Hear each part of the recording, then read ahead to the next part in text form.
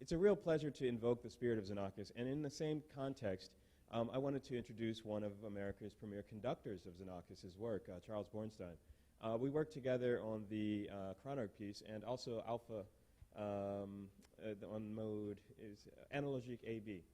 So that was another duel for electronics. So there's 2 CDs that he's been, how many more? I guess several. But let me make a quick intro. Charles Bornstein, here you go. Thank you very much. Thank you very much. I really wanted to be part of this tonight because, in a way, my collaboration with Paul is of equal importance to me as the collaboration with Mr. Xenakis. In fact, Paul influenced the way I actually looked at Xenakis, and it was a totally accidental happening. It happened when we were planning the American premiere of Chronarg, the big work for 17 players and tape. The idea being that the orchestra or the chamber orchestra in the tape are continuous, and you're continually transported between this ephemeral world or fantasy world of the future in the electronics and the real world of the orchestra. And Paul did that exquisitely. The ins and outs were very important to Janis, that there be no really break or stop between the electronic and the acoustic music, and that it would be one continuous flow. And that was very difficult, especially from where he was sitting in the, as he was explaining about the Abraham Lincoln-esque room. It has a weird acoustic, and it's a little different from every corner of the room. Joseph Pearson, the composer, is here.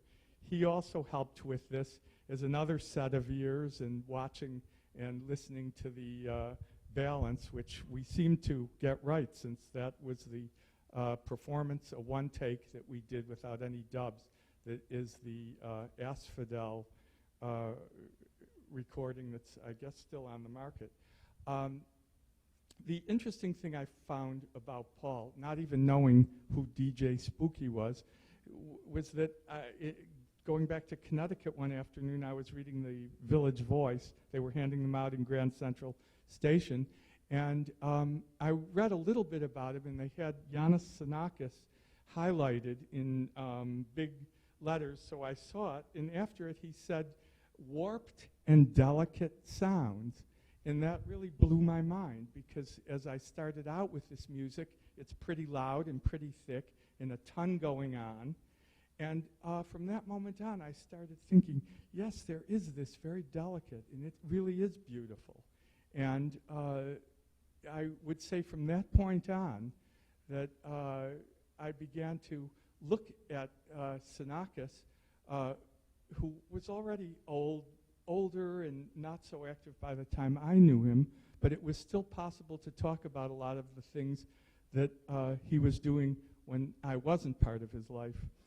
And I think this idea of being delicate and warped was so important to me in looking at the Xenakis music, and I often tried to talk to him about some aspects of his music which haven't been written about, and thought I would just touch on a few things since they want to get on with the concert. I met a composer not well known in this country named Marcel Landowski in Paris, who was a friend of Janis's.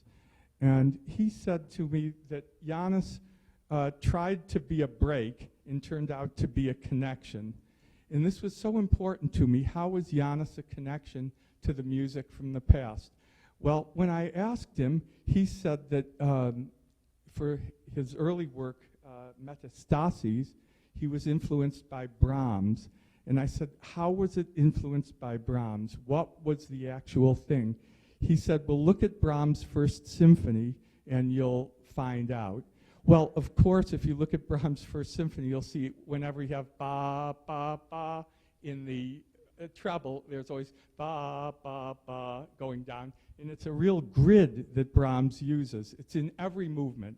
I would have never seen it had I not looked for this idea of these grids in glissandi that are moving in inverse fashion, not symmetrically as it does in Brahms, but yet you can see where he got the idea of this continual inverse pattern of scales or falling notes or whatever from the Brahms. And that was really important to me as far as understanding his music and also seeing something deeper in the Brahms than another performance of a piece everyone can whistle. I was impressed by Yanis Xenakis as a person for many reasons, and I think that his work in Greece against the Nazis was very important, but was even more important to me how he used that in his work Nishima, because he had admitted that it was indeed a protest piece, while at the same time commemorating something Jewish using the Hebrew prayers that were invoked, and it was a commission in Jerusalem. The most funny thing about it was the fact that he took dictation from his dog, Anura, in the mornings, and Mrs. Xenakis had told me he actually got down on the floor and with his writing pad and was writing down the rhythm that the dog was barking, and being a Xenakis dog, obviously it barked in glissandi. So what I could tell from the little time I had with him, maybe a total of 5 years, was that he was, as everyone says, a very humble person and very quiet and very respectful of everyone and their culture and their music. And in the respect that he would always speak about music in a very non-judgmental way, I found it important that he was always looking for interesting sound. So I think that since you're all here and with DJ Spooky, it's some sort of a continuance of that idea that he was always looking for in his own life and in others. Thank you very much. Great. Thanks, Charles. So, given our time, given the time constraints, I'm actually going to abbreviate my piece, Luke, just so it gives a little heads up. The piece is a kind of a duo between cell phone and the software you see on screen. Is I set up a series of, it's a grid piece. You're seeing rendered MIDI files with all sorts of different notes. The piece is kind of a triangulation between some of the issues that I felt Xenakis had inherited from Messiaen, and above all, the stuff you're seeing on the screen is being treated through the cell phone. So regretfully, there's no video out for the cell phone. I'm working with Apple and doing a whole series of iPhone apps. It's a long story, but if you're into this idea of mobile computing and so on, the phones are great at this point. So you'll be hearing a sort of a duo between the cell phone and what you're seeing on the screen. So just that to keep that in mind. There we go.